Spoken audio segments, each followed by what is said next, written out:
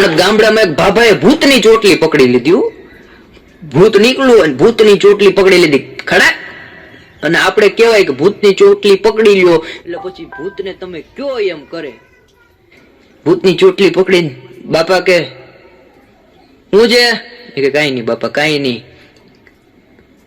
ભૂત કે કામ બોલો. એ કે કામ કાંઈ નથી, ખેતરમાં વાવણી કરવાની છે. ભૂત કે કરી આવું બાપા. વાવણી કરી નાખી. કલાકમાં ભૂત પાછું આવ્યું. બોલો બાપા. ભૂત કે પણ એક શરત, જો હું નવરો બેઠો તો તમને કે વર્ગી અને મારી નાખા. બાપા કે શું? એ કે હું મારી નાખા. બાપા કે મારી નાખા ન બોલે બેટા, મારી નાખીશ એમ બોલાય. બાપા થોડુંક શિષ્ટ સાહિત્યના માણસ. વાંધો નહીં બાપા. આખા ગામમાં બાપાએ ખેતી કરાવી અને સાંજે ઘરે આવીને બાપા બેઠા શાંતિથી. ભારી કરી કે ઘરવાળી કે શું થયું? ગજબ થઈ ગયું. ગજબ થયું હું કે ભૂતની ચોટલી પકડાઈ ગઈ. ભૂતે કીધું કે હું નવરો બેઠીશ તો તમને મારી નાખીશ. તે કે એમાં ટેન્શન હું લ્યો? એ કે તારું ડોહો આખા ગામની ખેતી કરાવી, આગળ ભૂત નવરું થઈ જાય, 15 મિનિટમાં ઘરે આવશે, હવે એને કામ શું દેવું?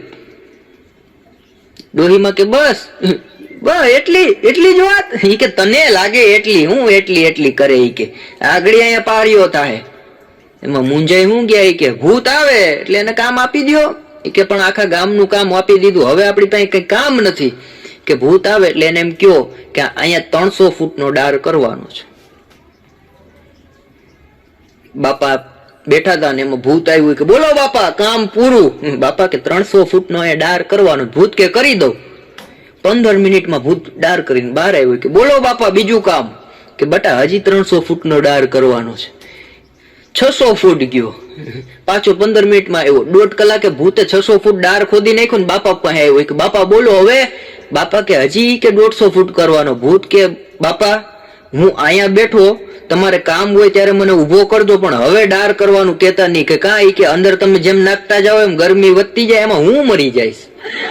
ભૂતના પારિયા કરાવે એવા આપણા ભાગલાઓ છે. ભૂકા કાઢી નાખ્યો.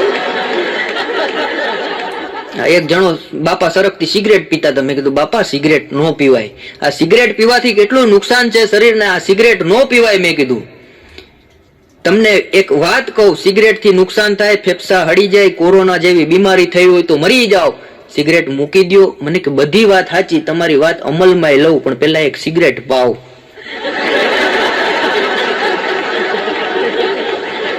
એક જણો મારી પાસે મને કે સિગરેટ પીવો? મેં કીધું નહીં. મને કે શોખ થાય? મેં કીધું નહીં. મને કે આમ ઈચ્છા કરી? મેં કીધું નહીં. મને કે તો આ પકડો. મેં કીધું કામ? મને કે તો હું બૂટની દોરી બાંધી લઉં. એક જણા મને કે મને ટ્રેનમાં સૌથી અવાજ ક્યાં આવે? મેં કીધું ભાઈ ટ્રેનમાં સૌથી અવાજ એન્જિનમાં આવે. મને ખોટી વાત. મેં કીધું એટલે સૌથી વધારે અવાજ તો એન્જિન નો જોઈએ ને. મને કે ખોટી વાત. મેં કાં? મને કે કોક દી લેડીઝ ડબ્બામાં તો બે હોય કે ભૂકા કાઢી નાખે એટલો અવાજ આવે. હમણાં ટ્રેન ને હું મોજ આવી, પાટા ઉપરથી નીચે ઉતરી ગઈ, સોસાયટીમાં ગઈ, સોસાયટીની બહાર જઈને બીજી સોસાયટીમાં, ત્રીજી સોસાયટીમાં, 8 સોસાયટીમાં ગઈ.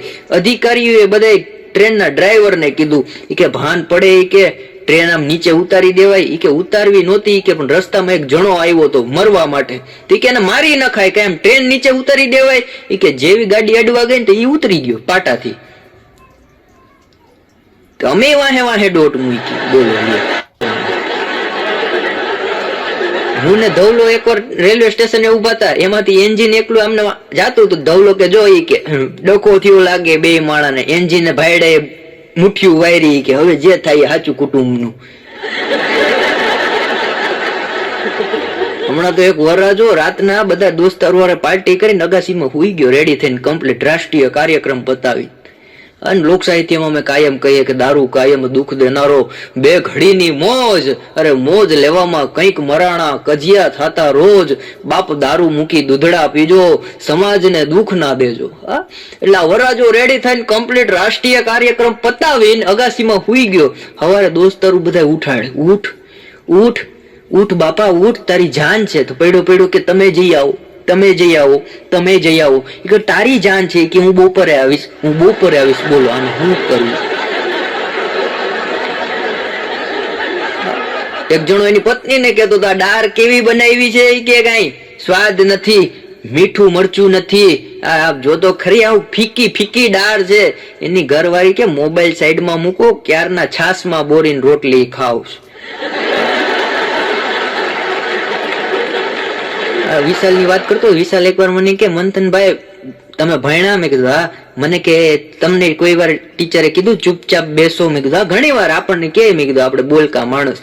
મને કે આ વાક્ય પછી તમને ક્યારે સાંભળવા મળ્યું? ભણ્યા પછી ભણીને ઉઠી ગયા? મેં કીધું ઉઠી નથી ગયો, ભણી લીધું પૂરેપૂરું. મને કે એમની આ વાક્ય પાછું ક્યારે સાંભળવા મળ્યું? મેં કીધું હમણાં લગ્ન થયા ને પછી. હા, મારી પત્ની મને કહેતી, મને કે કર્મનું ફળ કોને કહેવાય? મેં કીધું તું મને હેરાન કરે અને પછી તને કામ વાળી હેરાન કરે, એને કર્મનું ફળ કહેવાય.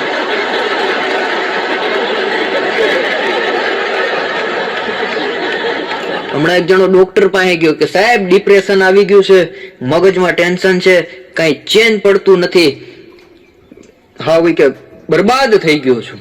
સાહેબ કે વાંધો નહીં, દવા લખી દીધી. કે આ દવા છે એ જમીન લેજો. ઓલું કે સાહેબ જમીન વેચાઈ ગઈ, એમાં તો આ ટેન્શન આવ્યું. ભૂકા કાઢી નાખે. ડોક્ટરોને ઘણી વાર ઘૂંબરી ચડાવી દે એવા પેશન્ટ જાય.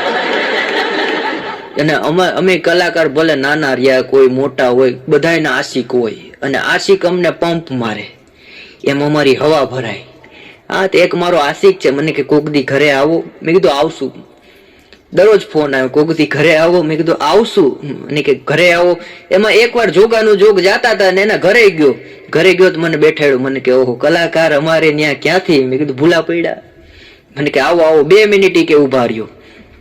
મેં કીધું શું કરવાનો થયો છે? મને કે બેઠો, મને ચાંદલો કર્યો.